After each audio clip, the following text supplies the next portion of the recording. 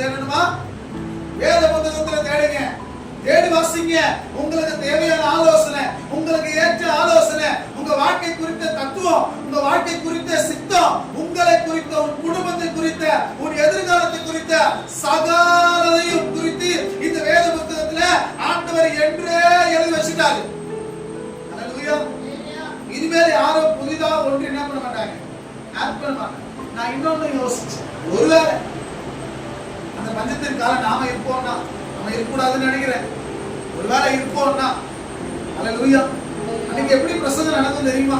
இன்னைக்கு காலையில உட்கார்ந்து அப்படியே இமேஜின் பண்றேன். அப்போஸ்தலர் நாட்கள் பைபிள் இருந்துச்சா? அவங்க பழைய ஏற்பாடு புத்தகத்தை வாசிச்சு சொன்னாங்க இல்ல. அவங்க எப்படி பிரசங்கம் பண்றாங்கன்னா, பேதுருடைய பிரசங்கத்தை எல்லாம் நீங்க வாசிங்களேன். 2ஆம் அதிகாரம் வாசிங்க. ஆதியாகமத்துல இருந்து மல்கியா வரைக்கும் இருக்கிற சம்பவத்தை அப்படியே ஒரே ஓட்டா ஓட்டிட்டு கடைசியில அவர் வழியில வந்தவர் தான் இயேசு, அந்த இயேசுவை நீங்கள் சிலுவையில் அறைந்தீர்களே என்று சொன்ன போது அவங்க ரட்சிக்கப்பட்டாச்சு. அல்லேலூயா. வேற விசேஷம் இல்ல. அல்லேலூயா. இப்ப ஸ்தேவான் பிரசங்கம் பண்ணதை எடுத்துக்கோங்க. அவர் தாவீதுல இருந்து ஆரம்பிப்பார். அல்லேலூயா. அவர் தாவீதுல இருந்து அப்படியே வம்ச வரலாறு தாவீதுல இருந்து ஆரம்பிப்பார். நம்முடைய தகப்பனாகிய தாவீது அப்படி சொன்னானே, இப்படி சொன்னானே, இப்படி இருந்தானே, அப்படி இருந்தானே, அவர் வம்சத்துல வரப்போகிறார் இயேசு. அல்லேலூயா. அப்படி சுவிசேஷம் முடிச்சிருப்பார். அல்லேலூயா. அப்ப அன்னைக்கு அவங்களுக்கெல்லாம் என்ன பிரசங்கிக்கணும் என்கிறது ஆவியானவர் கொடுத்தார். அதுதான் ஒண்ணு. நீங்க என்ன பேச போறீங்க, எதை குறித்து கவலைப்படாதீங்க.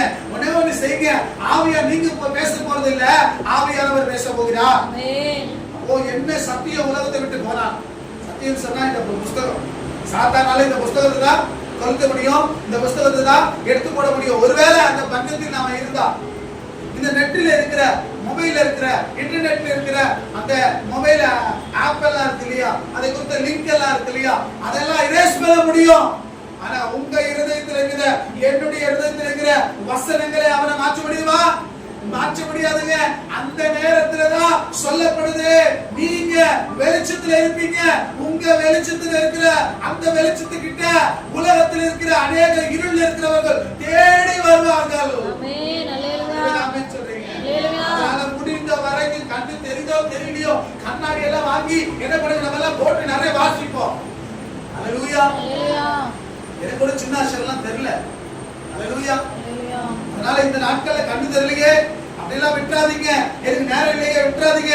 எந்த அளவுக்கு உங்களால வேத புத்தகத்திற்காக நேரத்தை செலவிட முடியுமோ தயவு செய்து வாசித்து முடியுங்க. அல்லேலூயா. அல்லேலூயா.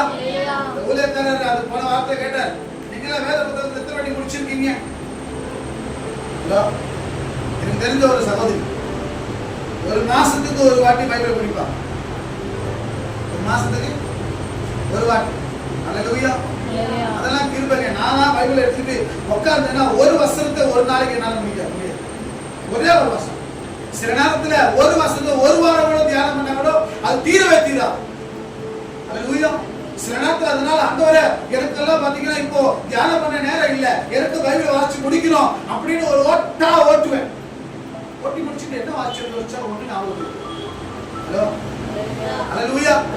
ஆனா என்ன பண்ண தெரியுமா, அதனால நான் பைபிள் வாசிக்கும் போது இதுவரைக்கும் எனக்கு வெளிப்படாத சில வெளிப்பாடுகள் இருக்கும். ஒரு வசனத்துக்குள்ள மறைந்திருக்கிற காரியம் இருக்கும், அதை மட்டும் நோட்ல எழுதி எழுதி எழுதி வச்சுட்டு போயிட்டே இருப்பேன். அல்லேலூயா. நான் அந்த டைரியில ஒரு பேஜ்ல மேல மட்டும் எழுதிருப்பேன், வசனத்தை எழுதிட்டு போயிடுவேன்.